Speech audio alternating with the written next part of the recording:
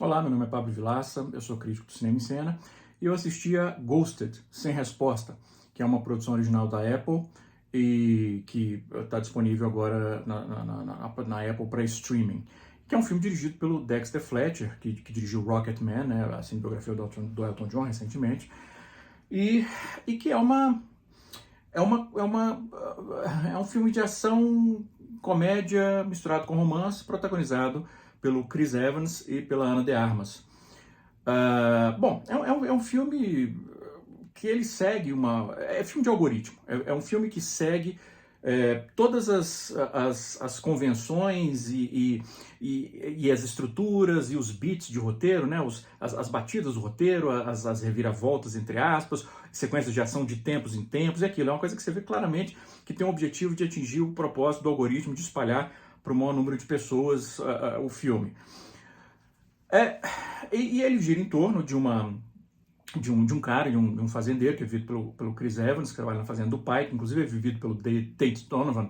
Tomei um susto quando eu vi que o Tate Donovan chegou à idade que ele já é pai do Chris Evans. Ele é a Amy Sedaris, que faz a mãe, porque, né, enfim, até outro dia ele era o namorado da Rachel em Friends, ou fez... Esqueci qual foi o nome da série, quando a série com a Glenn Close, a Rose Byrne, aquelas no mundo do direito, esqueci. Mas enfim, agora ele já é pai do Chris Evans. E ele é um fazendeiro, e ele tá vindo de um relacionamento que ele terminou, porque ele era muito, né, sabe, não dava espaço e ficava enchendo o saco e tal, muito grudado, meloso e tal. E aí ele conhece essa Ana de Armas, a personagem da Ana de Armas, que diz que é uma curadora de arte, e eles têm um dia perfeito, né? É um momento em que o filme faz uma montagem de uns 5 minutos, mostrando eles passando o dia, e que tem todos os clichês do dia. Eles saem para jantar, andam à beira de um rio tomando sorvete, ele faz confissões pessoais, ela faz confissões pessoais, aí de repente, né, ele vai levá-la até a porta de casa, beija, não beija, aí tem um momento antes que eles se beijam e é perfeito, que eles escolhem um lugar legal para beijar. É bacana isso, né? Quando a pessoa está no primeiro encontro e fala assim, vamos beijar? Não, o nosso primeiro beijo pode ser aqui. Não, o nosso primeiro beijo tem que ser ali, porque ali é uma ponte, e aí o sol vai estar se pondo nesse momento e a gente vai beijar com o sol fazendo uma contraluz linda, uma aura em torno do... Né? É bacana isso, né? Como eles conseguem escolher um lugar legal para o primeiro beijo, para ser inesquecível. E aí depois ele vai deixar em casa, boa noite, tal, entra, não entra, né? Vai acontecer alguma coisa, não vai, tá, Enfim, mas faz parte. Até essa coisa, né, do beijo durante o pôr do sol, em contraluz e tal, é inofensivo, né? É clichê, é batido, já vimos 1 milhão de vezes. Eu preferia que tentasse fazer uma coisa nova, original, mas ok, né? Não é um grande pecado, não, dá para entender. Como eu falei, seguindo o algoritmo. Até que ele resolve, e aí o filme começa, para mim pelo menos, a ter alguns problemas. Não é que ele então fosse perfeito, mas como eu falei, até então ele estava só previsível, bobinho e tal. A partir daí ele começa a ter problemas maiores, em que ela não responde, né? O ghosted do título, né? Ela faz um ghosting nele, não responde, e aí a gente começa a ver, e aí, como eu falei, começa o problema, que a gente começa a ver que ele manda mensagem, dá até para ver a tela do celular dele, começa a mandar mensagem, atrás mensagem, emoji, babá, e é uma coisa assim, é meio que doentinha, o negócio é assustador mesmo, que você fala, você pensa, não, essa mulher realmente é melhor ela não responder, porque esse cara é doente, não faz sentido isso, e já começa a incomodar aí, e o filme pede que a gente simpatize com ele, que a gente fala, não, mas ele é um cara legal, né? E o problema é sempre esse, mas ele é um cara legal. Mas ele é um cara legal, né? Um stalker, obviamente, né? E que vai ficar pior.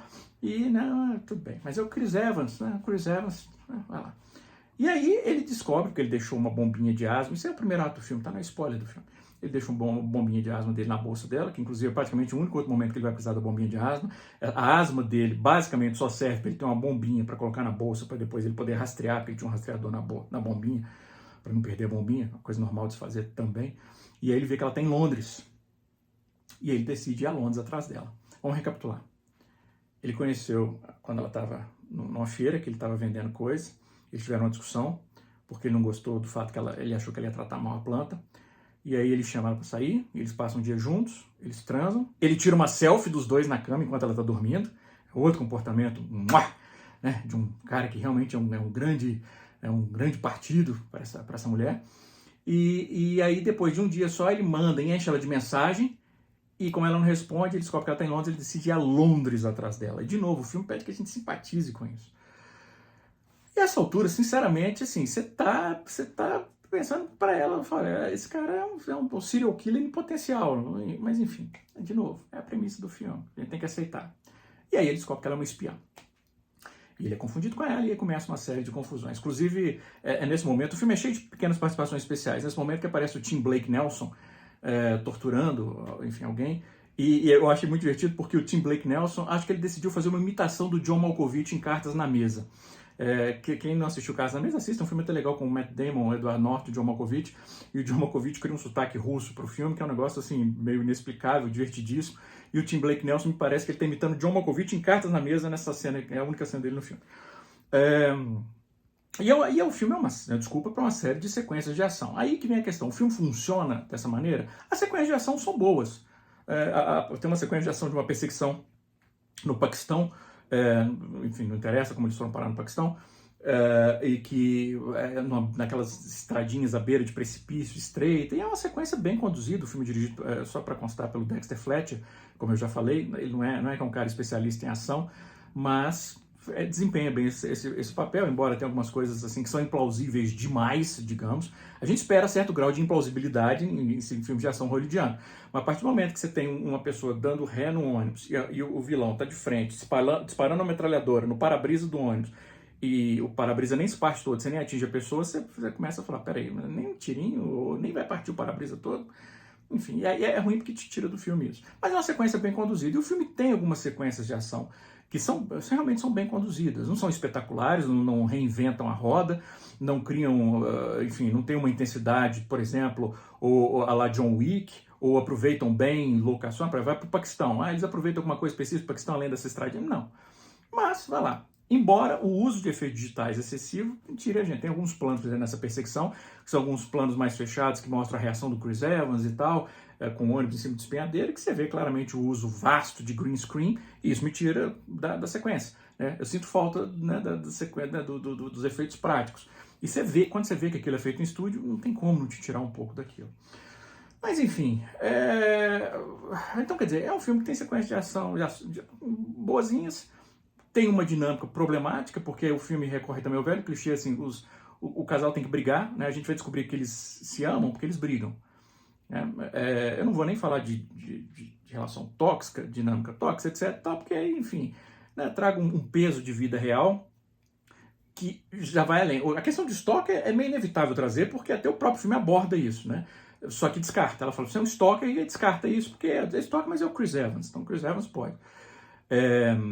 Mas a outra questão, essa outra questão da dinâmica tóxica é um negócio que é tão vem desde sempre na história de sempre. Se você for ver as screwball comedies da década de 30, né, é exatamente isso, brigando para dizer que se amam. Então, vá lá, são convenções estabelecidas.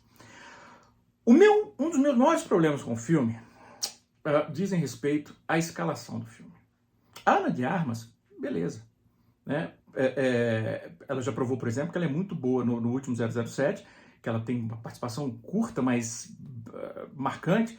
Ela já provou que ela sabe fazer bem sequências de ação e ela realmente é convincente no filme e é uma atriz que eu gosto. O problema é o Chris Evans. E não é que o Chris Evans é ruim, ele não é ruim, eu também tenho simpatia pelo Chris Evans.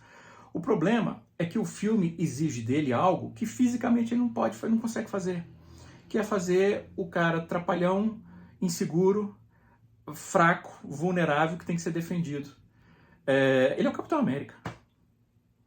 Ele é o Capitão América. Esse era um papel para ser feito por um ator que não tivesse que já não tivesse criado uma persona de super-herói. Ele não é só o Capitão América, ele é o homem, o Tocha, né, do Quarteto Fantástico.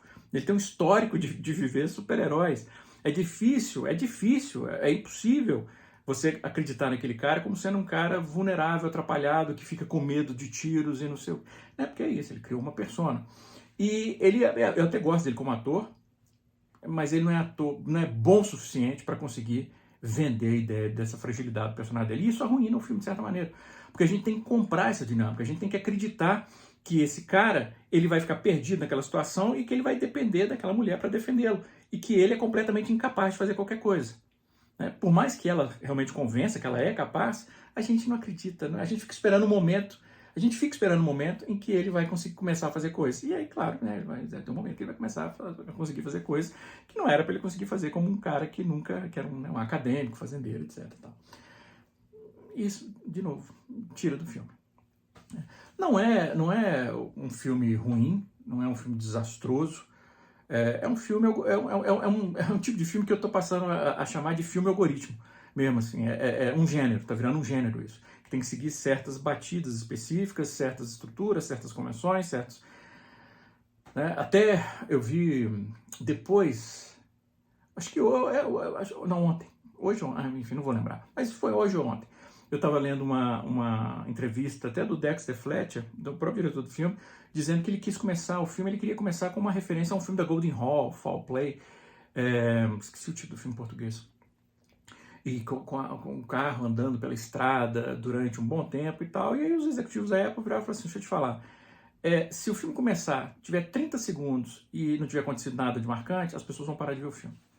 Então não pode ter isso. Que é uma discussão que a gente pode ter outro dia em outro vídeo, né? Essa coisa da algoritmização tão grande dos filmes que, quer dizer, você tira a liberdade do diretor de poder começar um filme de uma maneira um pouco mais calma, porque como a pessoa está vendo a plataforma de streaming e a Apple diz que o algoritmo, se depois de 30 segundos não acontecer nada, as pessoas desligam, então... E outra coisa, o algoritmo, ele só sabe o que as pessoas querem, ou o que costumam querer. Mas o algoritmo não é capaz de prever coisas novas, porque tá inato, é na função do algoritmo. Ele só consegue estabelecer padrões a partir de coisas que ele observou. Então, isso, inclusive, impede a inovação. Porque tudo que for novo, como é algo que foge do padrão que ele já observou em outros, ele vai dizer não. Né? Enfim, mas isso é uma discussão para outro vídeo, mas que eu acho preocupante também. Enfim, esse Ghosted sem resposta não é um filme horroroso, não é um filme horroroso, mas é o tipo de filme que daqui a 2 meses eu não vou nem lembrar que eu gravei um vídeo sobre ele. Enfim, mas é isso, né? Essa coisa, né, da diversão, né, de ver em certo momento o Chris Evans, ele não é um trapalhão e ele tá, né, não consegue se armar, não consegue nada, não consegue carregar, né, atirar, enquanto a Ana, né, ele tá sem nenhum tipo de proteção e a Ana de armas.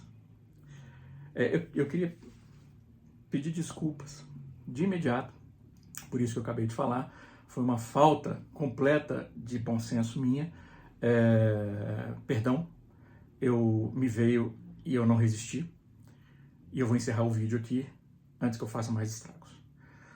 Um grande abraço, bom filme.